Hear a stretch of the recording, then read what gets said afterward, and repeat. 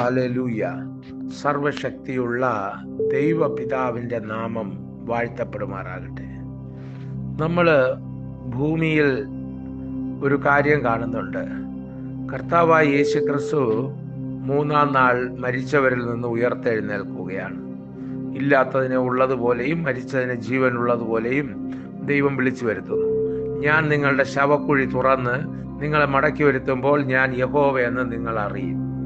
പ്രിയ ദൈവമക്കളെ, ശത്രുക്കൾ കാണുക നീ എനിക്ക് വിരുന്നൊരുക്കുന്നു, എൻ്റെ തലയെ എണ്ണ കൊണ്ട് അഭിഷേകം ചെയ്യുന്നു.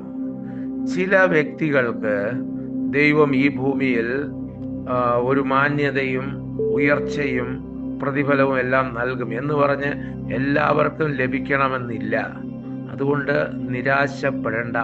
എല്ലാവർക്കും നിത്യജീവൻ ലഭിക്കും, സ്വർഗരാജ്യവും ലഭിക്കും ദൈവത്തിന് വേണ്ടി കഷ്ടപ്പെടുന്നവർക്ക്.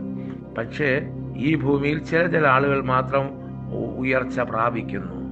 ഉത്തമമായത് ഒന്ന് നമുക്ക് ലഭിക്കും എന്നാണ് വിശ്വാസത്തിൻ്റെ നായകനെ കുറിച്ച്, പൂർത്തി വരുത്തുന്ന യേശുവിനെ കുറിച്ച് പറയുമ്പോൾ എബ്രായ ലേഖനം പറയുന്നത്.